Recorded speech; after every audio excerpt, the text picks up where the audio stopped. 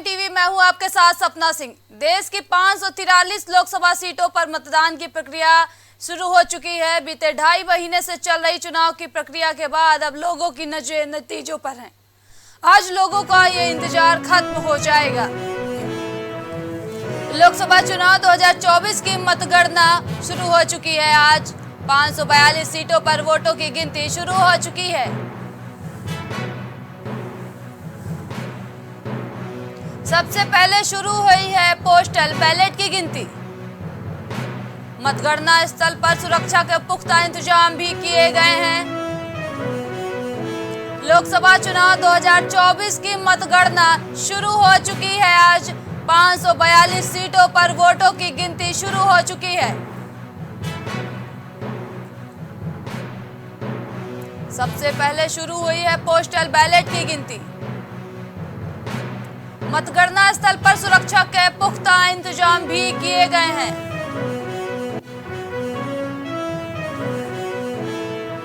नई दिल्ली भाजपा उम्मीदवार बांसुरी स्वराज का बयान सामने आया है। जनता पीएम मोदी का चयन करेगी, बांसुरी स्वराज ने कहा है।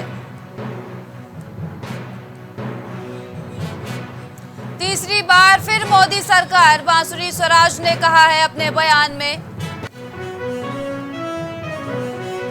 जो पूरी सृष्टि के पालन करता है, आज उनका आशीर्वाद लेने आई हूँ और मेरा अगाध विश्वास है और मैं पूरी तरह आश्वस्त हूँ कि आज भारत की जनता चयन करेगी भाजपा की लोक कल्याणकारी नीतियों को, चयन करेगी हमारे यशस्वी प्रधानमंत्री श्री नरेंद्र मोदी जी की विकास की नीतियों को, चयन करेगी हमारे यशस्वी प्रधानमंत्री श्री नरेंद्र मोदी जी के विकसित भारत के विजन को।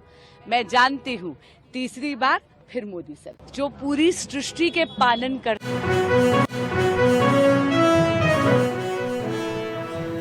लखनऊ के डिप्टी सीएम का सपा कांग्रेस पर बड़ा हमला। डिप्टी सीएम का सपा कांग्रेस पर बड़ा हमला। मतगणना को प्रभावित करने की साजिश।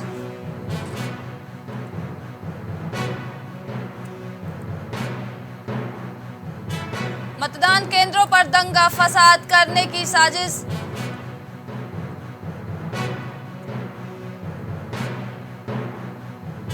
चुनाव आयोग से दर्ज कराई है शिकायत, ब्रजेश पाठक ने कहा है।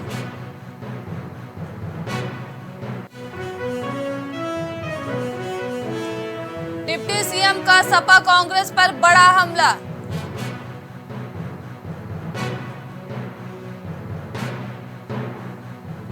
मतगणना को प्रभावित करने की साजिश, डिप्टी सीएम ने कहा है।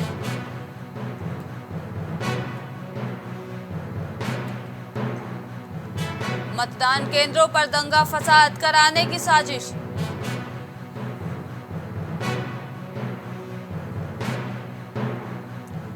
चुनाव आयोग से दर्ज कराई है शिकायत, ब्रजेश पाठक ने। आपको बता दें कि ब्रजेश पाठक ने सपा कांग्रेस पर बड़ा हमला किया है। लखनऊ के डिप्टी सीएम ने सपा कांग्रेस पर बड़ा हमला किया है।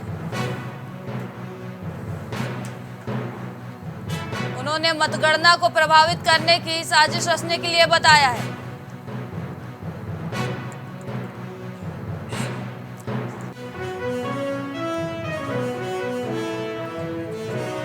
प्राइम टीवी पर पहला रुझान आ चुका है। प्राइम टीवी पर पहला रुझान। आजमगढ़ से धर्मेंद्र यादव आगे चल रहे हैं।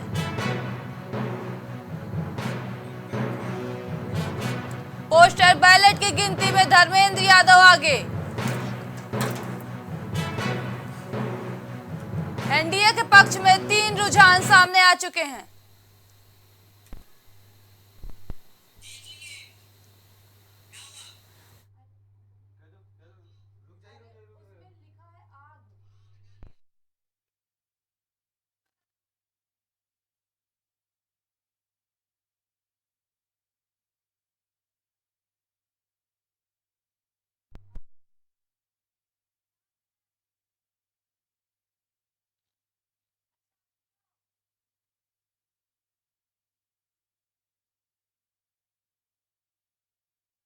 के लिए हमारे सहयोगी अभिनव लाइव जुड़ चुके हैं। अभिनव, क्या अपडेट है?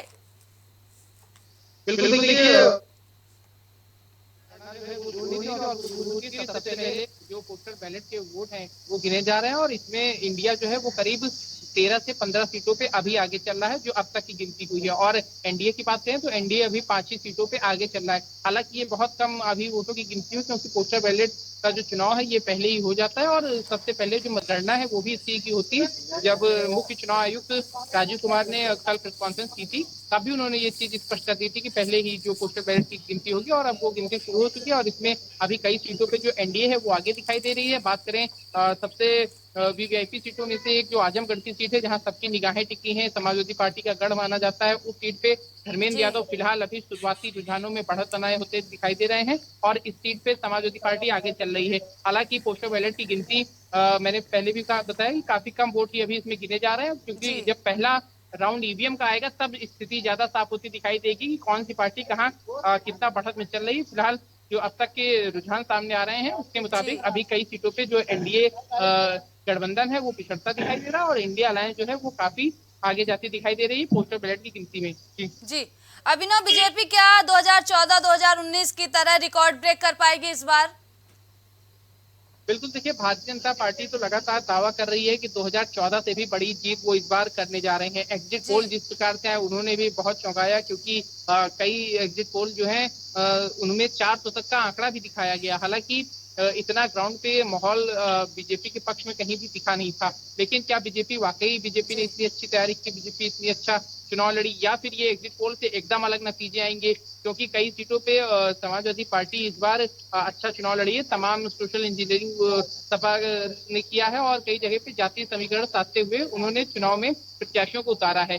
तो जी जिस प्रकार से एग्जिट पोल है उनपे कई जो विपक्ष की पार्टियां हैं उन्होंने तो नाराजगी जाहिर की, उन्होंने तो उससे इत्तेफाक नहीं रखा। इसके साथ ही जो राजनीतिक पंडित हैं उन्होंने भी एग्जिट पोल को नकार दिया। उनका कहना था कि हो सकता है सरकार बीजेपी की बने लेकिन जिस प्रकार के आंकड़े एग्जिट पोल ने दिखाए हैं वो आंकड़े नहीं साबित होंगे। लेकिन अब काउंटिंग शुरू हो गई है। अब से करीब 1 घंटे बाद जब पहला रुझान आ जाएगा, पहले राउंड की काउंटिंग समाप्त हो जाएगी, बैलेट पेपर के जी बाद जब ईवीएम का ईवीएम खुलना शुरू हो जाएगा तब स्थिति और स्पष्ट होती चली जाएगी कि कौन सी पार्टी जो है वो इस बार लीड ले रही है। और ये बहुत बहुत महत्वपूर्ण दिन है अगले देश के 5 सालों के लिए क्योंकि जी जो आज चुना जाएगा अगले 5 साल तक देश की सत्ता पे वही व्यक्ति काबिज हो जाएगा, उसी पार्टी की सरकार रहेगी और फिर आगे की जो बागडोर है देश की उन्हीं लोगों के हाथ में जाएगी। तो ऐसे में जनता ने जो अपना फैसला है वो ईवीएम में कैद कर दिया था और आज ईवीएम जब खुल रहा है तो देखने वाली बात है कौन से प्रत्याशियों की किस्मत चमकने जा रही है। जी अभिनव, डिप्टी सीएम ने आरोप लगाया है कि सपा और कांग्रेस दंगा करा सकती है।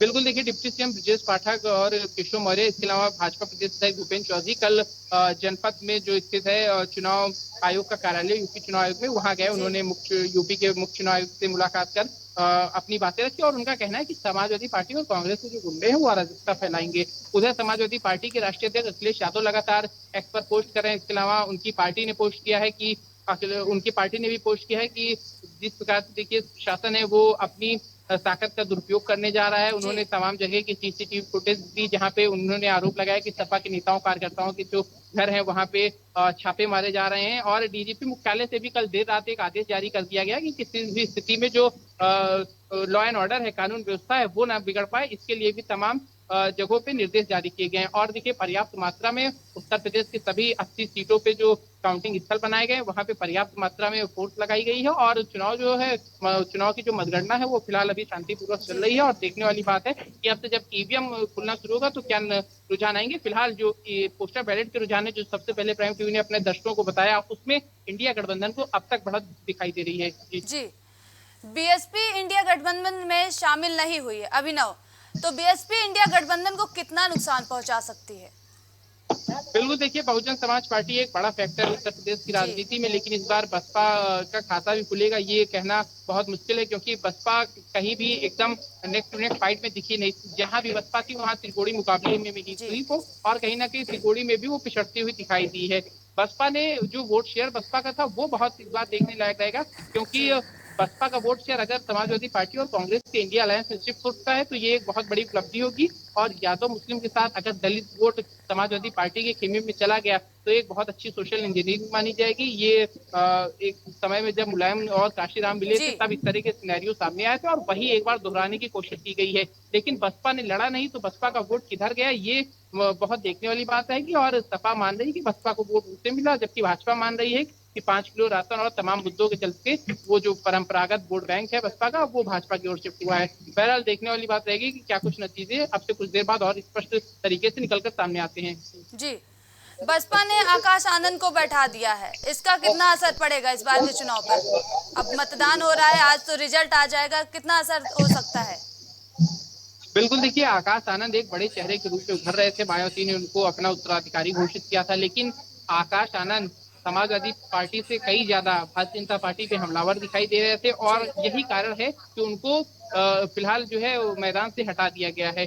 मायावती ने इस पे सफाई अपनी जरूर दी कि उनको मैच्योर नहीं बताया और कहा कि उनको अभी और सीखने की जरूरत है और फिर आगे उनको दायित्व दिए जाएंगे। उन्होंने अपने उत्तराधिकारी से भी उनको हटा दिया, इसके साथ ही जो कोऑर्डिनेटर का पद उनको दिया गया था उससे भी आकाश आनंद को मुक्त कर दिया गया। लेकिन आकाश आनंद के हटने के बाद एक मैसेज जो लोगों में गया वो यही था कि क्या आकाश आनंद बीजेपी पे ज्यादा फायर थे इसलिए उन पे ये कार्रवाई की गई या इसके पीछे क्या कुछ वजह रही है। और तमाम तरह के जो मुद्दे थे वो इस चुनाव में दिखे, लेकिन कहीं भी धार्मिक ध्रुवीकरण का जो मुद्दा था जो पिछले चुनावों में उत्तर प्रदेश में खासतौर पर देखा गया, जहां मंदिर के नाम पे वोट पड़ता था, जहां मस्जिद के नाम पे वोट पड़ता था और पिछले 22 वाले चुनाव में तो 5 किलो राशन बहुत बड़ा मुद्दा निकल कर सामने आया था, वो इस वाले चुनाव में कहीं ना कहीं कम दिख रहा है। और इसका जो रिजल्ट आज आ रहा है देखिए इसमें भी कहीं ना कहीं इसका जो है प्रभाव दिखाई देगा। जी अभिनव, आपको रोकना चाहेंगे, इसी बीच एक बड़ी खबर सामने आ रही है। आपको बता दें कि लोगों का इंतजार खत्म हो चुका है। इस बार भाजपा पूर्ण बहुमत के साथ तीसरी बार सरकार बनाने के लिए आश्वस्त है। यूपी की 80 सीटों पर मतगणना जारी है। कौशाम्बी में सपा के पुष्पेंद्र सरोज आगे चल रहे हैं। पोस्टल बैलेट की गिनती में पुष्पेंद्र सरोज आगे चल रहे हैं। घोसी लोकसभा से सपा के राजीव राय आगे चल रहे हैं। गाजियाबाद में बीजेपी के अतुल गर्ग आगे चल रहे हैं। कन्नौज से अखिलेश यादव को बढ़त मिल रही है। यूपी के 80 सीटों पर मतगणना जारी है। इसी बीच प्राइम टीवी सबसे पहले नतीजे आपको बता रहा, कौशाम्बी में सपा के पुष्पेंद्र सरोज आगे चल रहे हैं।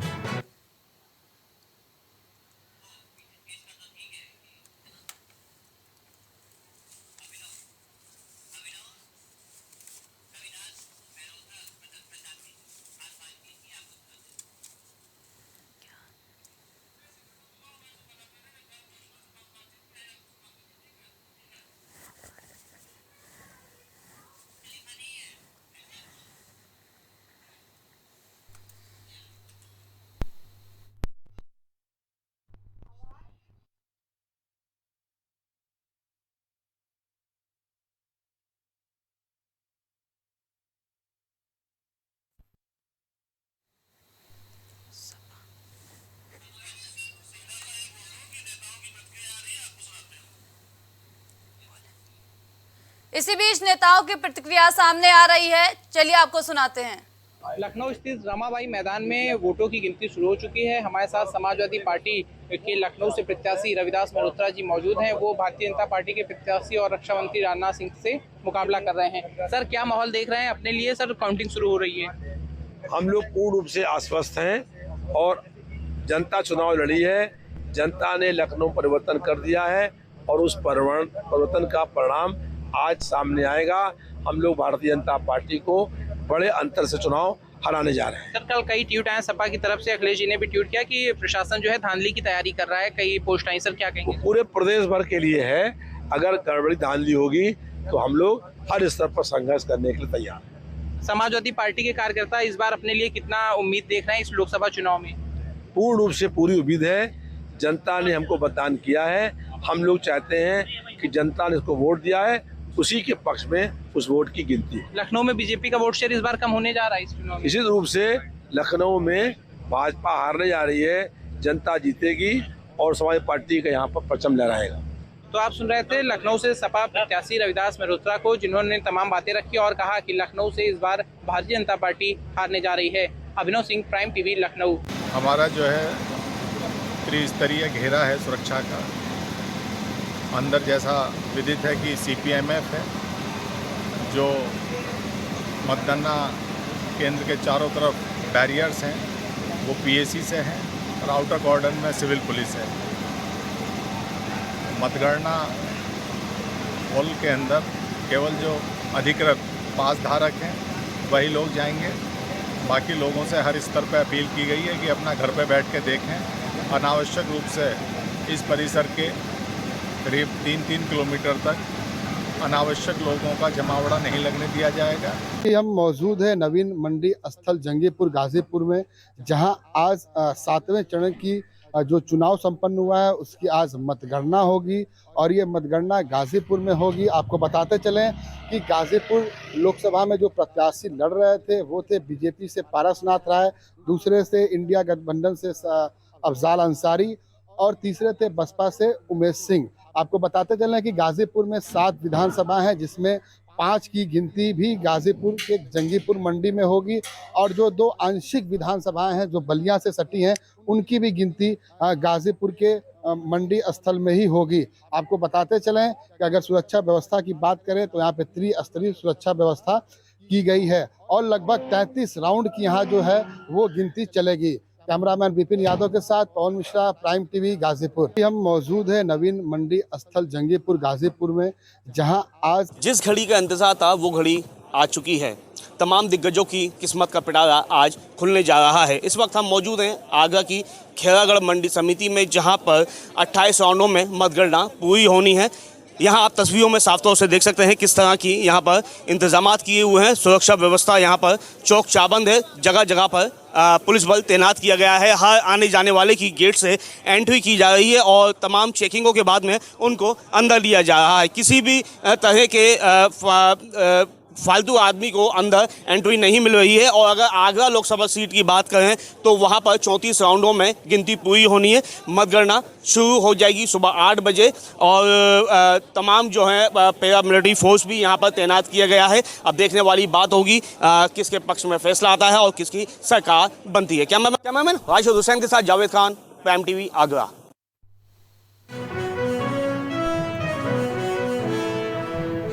प्रधानमंत्री नरेंद्र मोदी वाराणसी से आगे चल रहे हैं। प्रधानमंत्री नरेंद्र मोदी वाराणसी में आगे चल रहे हैं। लखनऊ से राजनाथ सिंह को बढ़त मिल रही है।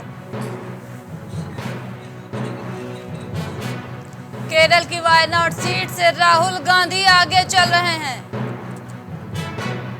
अमेठी से स्मृति ईरानी आगे चल रही हैं। अमेठी से स्मृति ईरानी आगे चल रही हैं। आपको बता दें मैनपुरी से पोस्टल बैलेट में डिंपल यादव आगे चल रही और गोरखपुर से बीजेपी प्रत्याशी रवि किशन आगे चल रहे हैं। वायनाड से राहुल गांधी को बढ़त मिल रही है। तिरुवनंतपुरम से कांग्रेस नेता शशि थरूर आगे चल रहे हैं। नई दिल्ली सीट से बीजेपी की बांसुरी स्वराज आगे चल रही हैं। मंडी से कंगना रनावत पीछे चल रही हैं। अभी मंडी से कंगना रनावत पीछे चल रही हैं। मैनपुरी से पोस्टल बैलेट में डिंपल यादव आगे चल रही हैं। गोरखपुर से बीजेपी प्रत्याशी रवि किशन आगे चल रहे हैं। वायनाड से राहुल गांधी को बढ़त मिलती हुई दिखाई दे रही है। वायनाड से राहुल गांधी बढ़त बनाए हुए हैं। तिरुवनंतपुरम से कांग्रेस नेता शशि थरूर आगे चल रहे हैं। नई दिल्ली सीट से बीजेपी की बांसुरी स्वराज आगे चल रही हैं। मंडी से कंगना रनावत पीछे चल रही हैं। अभी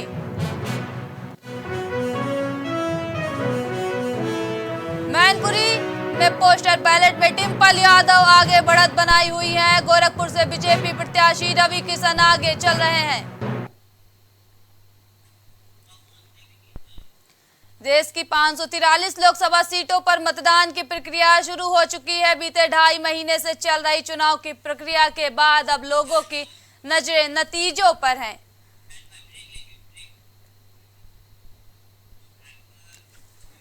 रुकते हैं छोटे से ब्रेक के लिए, तब तक आप बने रहिए प्राइम टीवी के साथ।